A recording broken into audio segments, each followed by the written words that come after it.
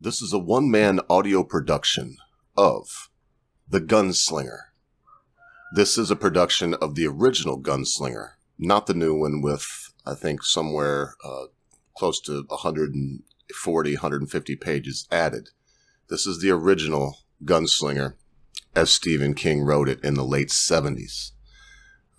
I was going to pick out pieces of this book and read you my favorite pieces, but out of respect for the author, Stephen King, who has said on more than one occasion that he really doesn't like abridgments and never authorizes abridgments of his work. And to be fair, I've never seen one. So because of that, there will be no abridgment. I'm going to read this book front to back. It will, however, obviously come in installments. So thank you, constant viewer. Everyone knows where I got that term from. Stephen King historically refers to his readers as constant reader. So thank you for tuning in, constant viewer, and I hope that you enjoy this original story of the Gunslinger as much as I do. And I hope that in the stories woven by this master storyteller, that you can get lost in them, that you can suspend belief for a short period of time, escape from this mundane and workaday world, and find a little bit of relaxation, tension, fear, contentment, and all kinds of other emotions in this wonderful story. So now, without any further ado, The Gunslinger by Stephen King. Read by The Laughing Ogre. The man in black fled across the desert, and the gunslinger followed. The desert was the apotheosis of all deserts, huge, standing to the sky for what might have been parsecs in all directions, white, blinding, waterless, without feature save for the faint, cloudy haze of mountains which sketched themselves on the horizon, and the devil grass, which brought sweet dreams, nightmares, death. An occasional tombstone sign pointed the way.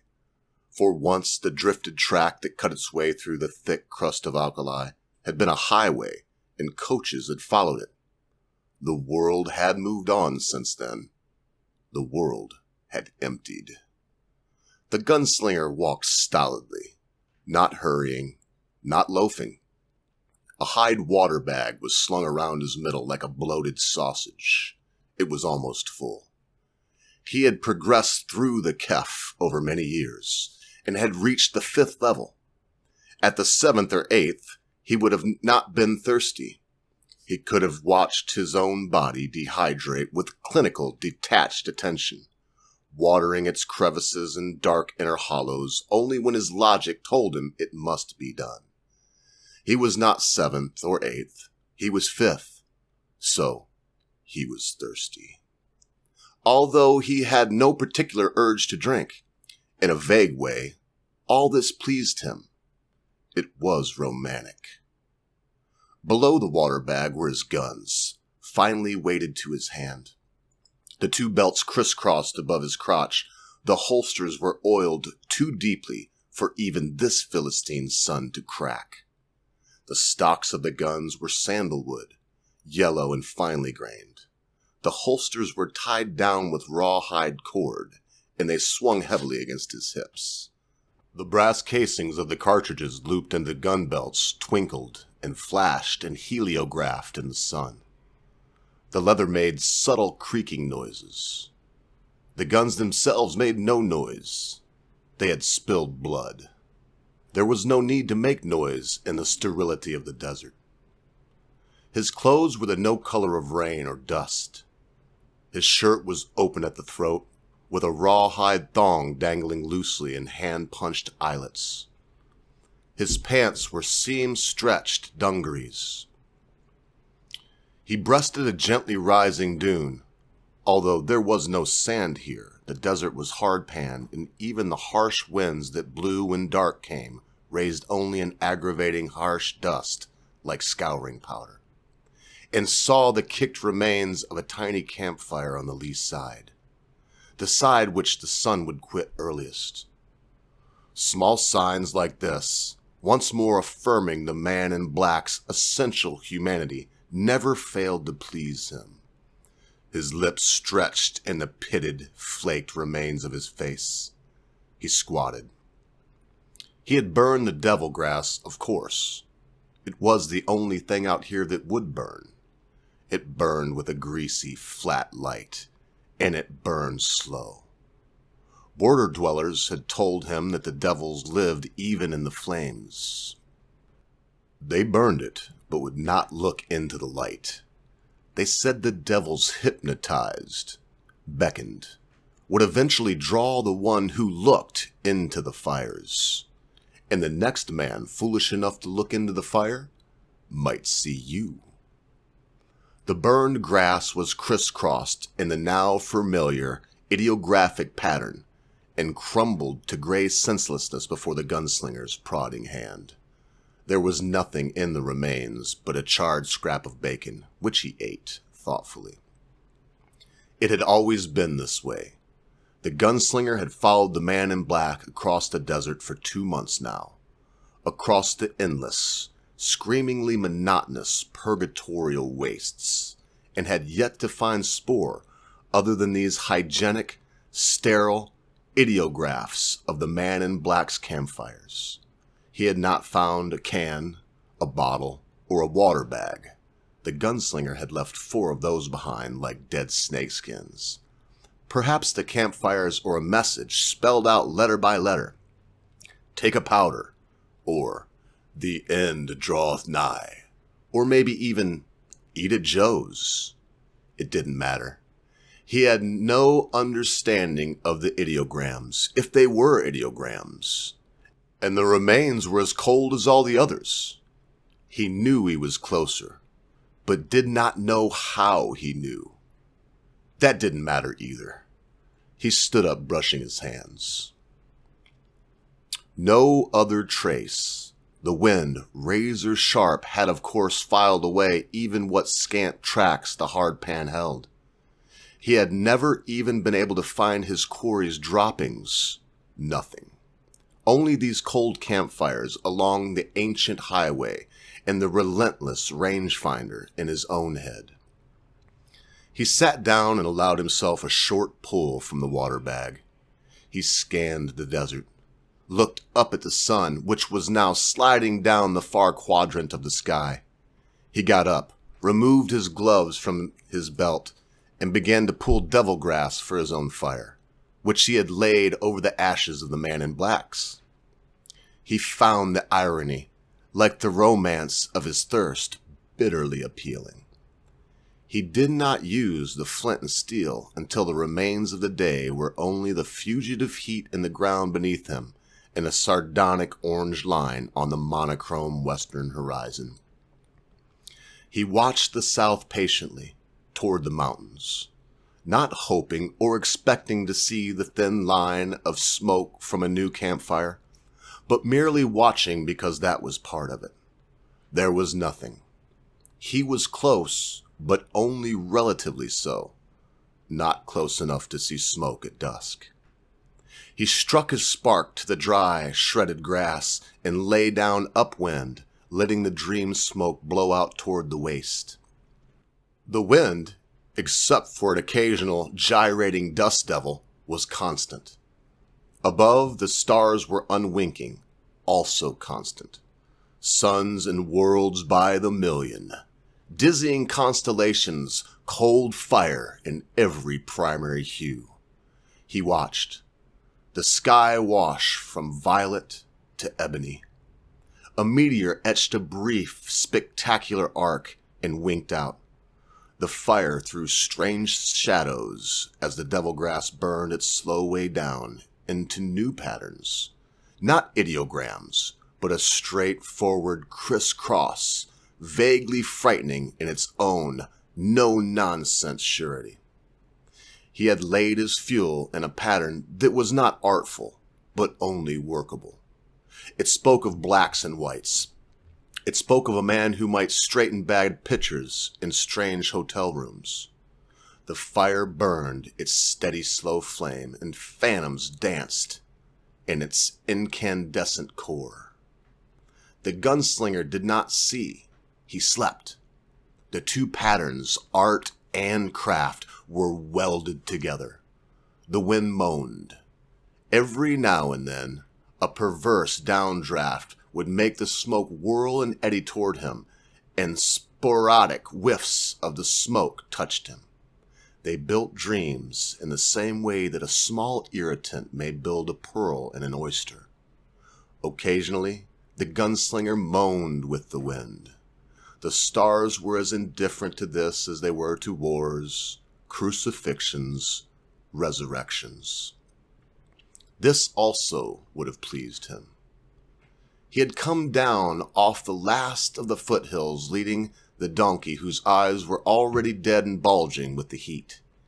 He had passed the last town 3 weeks before, and since then there had only been the desert coach track and an occasional huddle of border dwellers, sod dwellings.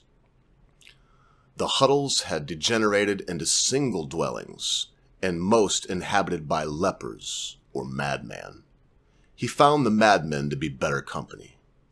One had given him a stainless steel Silva compass and bade him to give it to Jesus. The gunslinger took it gravely. If he saw him, he would turn over the compass. He did not expect to. 5 days had passed since the last hut, and he had begun to suspect there would be no more when he topped the last eroded hill and saw the familiar low-backed sod roof. The dweller, a surprisingly young man with a wild shock of strawberry hair that reached almost to his waist, was weeding a scrawny stand of corn with zealous abandon. The mule let out a wheezing grunt, and the dweller looked up, glaring blue eyes coming target center on the gunslinger in a moment. He raised both hands in a curt salute, and then bent to the corn again. Humping up the next row to his hut, with his back bent, tossing devilgrass and the occasional stunted corn plant over his shoulder. His hair flopped and flew in the wind that now came directly from the desert with nothing to break it. The gunslinger came down the hill slowly, leading the donkey, on which his waterskin sloshed. He paused by the edge of the lifeless-looking corn patch, drew a drink from one of the skins to start the saliva, and spat into the arid soil. "Life for your crop." "Life for your own," the dweller answered and stood up. His back popped audibly. He surveyed the gunslinger without fear. The little of his face visible between beard and hair seemed unmarked by the rot, and his eyes, while a bit wild, seemed sane. "I don't have anything but corn and beans," he said. "Corn's free, but you're gonna have to kick in something for the beans. A man brings them out once in a while. He doesn't stay long." The dweller laughed shortly. "I'm afraid of spirits." "I expect he thinks you're one." "I expect he does." They looked at each other in silence for a moment. The dweller put out his hand. "Brown's my name." The gunslinger shook his hand. As he did so, a scrawny raven croaked from the low peak of the sod roof. The dweller gestured briefly at it. "That's Zoltan." At the sound of its name, the raven croaked again and flew across to Brown. It landed on the dweller's head and roosted, talons firmly twined in the wild thatch of hair. "Screw you!" Zoltan croaked brightly. "Screw you and the horse you rode in on!" The gunslinger nodded amiably. "Beans, beans, the musical fruit," the raven recited inspired. "The more you eat, the more you toot." "Did you teach him that?" "That's all he wants to learn, I guess," Brown said. "Tried to teach him the Lord's Prayer once." His eyes traveled out beyond the hut for a moment, toward the gritty, featureless hardpan. "Guess this ain't Lord's Prayer country. You're a gunslinger, that right?" "Yes." He hunkered down and brought out his makings. Zoltan launched himself from Brown's head and landed flitteringly on the gunslinger's shoulder. "After the other one, I guess." "Yes." The inevitable question formed in his mouth. How long since he passed? Brown shrugged. I don't know. Time's funny out here. More than 2 weeks, less than 2 months. The Bean Man's been here twice since he passed. I'd guess 6 weeks. That's probably wrong. The more you eat, the more you toot, Zoltan said. Did he stop off? The gunslinger asked. Brown nodded. He stayed to supper, same as you will, I guess. We passed the time. The gunslinger stood up, and the bird flew back to the roof, squawking. He felt an odd, trembling eagerness. What did he talk about? Brown cocked an eyebrow at him. Not much. Did it ever rain, and when did I come here, and had I buried my wife? I did most of the talking, which ain't usual. He paused, and the only sound was the stark wind. He's a sorcerer, ain't he? Yes. Brown nodded slowly. I knew. Are you? I'm just a man. You'll never catch him. I'll catch him. They looked at each other, a sudden depth of feeling between them. The dweller on his dust-puffed dry ground, the gunslinger on the hard pan that shelved down to the desert. He reached for his flint. Here! Brown produced a sulphur-headed match and struck it with a grime nail. The gunslinger pushed the tip of his smoke into the flame and drew. Thanks. You'll want to fill your skins, the dweller said, turning away. Springs under the eaves in the back. I'll start dinner. The gunslinger stepped gingerly over the rows of corn and went around back. The spring was at the bottom of a hand-dug well, lined with stones to keep the powdery earth from caving. As he descended the rickety ladder, the gunslinger reflected that the stones must represent 2 years' work easily. Hauling, dragging, laying. The water was clear, but slow-moving, and filling the skins was a long chore. While he was topping the second, Zoltan perched on the lip of the well. Screw you and the horse you rode in on, he advised. He looked up startled. The shaft was about 15 feet deep. Easy enough for Brown to drop a rock on him, break his head, and steal everything on him. A crazy or a rotter wouldn't have done it. Brown was neither. Yet he liked Brown, so he pushed the thought out of his mind and got the rest of his water. What came, came. When he came through the hut's door and walked down the steps, the hovel proper was set below ground level, designed to catch and hold the coolness of the nights. Brown was poking ears of corn into the embers of a tiny fire with a hardwood spatula. 2 ragged plates had been set at opposite ends of a dun blanket. Water for the beans was just beginning to bubble, and a pot hung over the fire. I'll pay for the water, too. Brown did not look up. The water's a gift from God. Papa Doc brings the beans. The gunslinger grunted a laugh and sat down with his back against one rude wall, folded his arms and closed his eyes. After a while, the smell of roasting corn came to his nose. There was a pebbly rattle as Brown dumped a paper of dry beans into the pot, an occasional tuck, tuck, tuck, as Zoltan walked restlessly on the roof. He was tired. He had been going 16 and sometimes 18 hours a day between here and the horror that had occurred in Tal, the last village, and he had been afoot for the last 12 days. The mule was at the end of its endurance. Tuck, tuck, tuck. 2 weeks, Brown had said, or as much as 6. Didn't matter. There had been calendars in Tal, and they had remembered the man in black because of the old man he'd healed on his way through. Just an old man dying with the weed. An old man of 35. And if Brown was right, the man in black had lost ground since then. But the desert was next, and the desert would be hell. Tuck, tuck, tuck. Lend me your wings, bird. I'll spread them and fly on the thermals. He slept. I'd like to thank you very much for joining me for this first installment of The Gunslinger. This is a very interesting story, if you ask me. I hope it's been entertaining. Any comments, any ideas, any advice, let me know in the low bar. And I will see you sometime in the next 3 to 7 days with the next installment of Stephen King's The Gunslinger.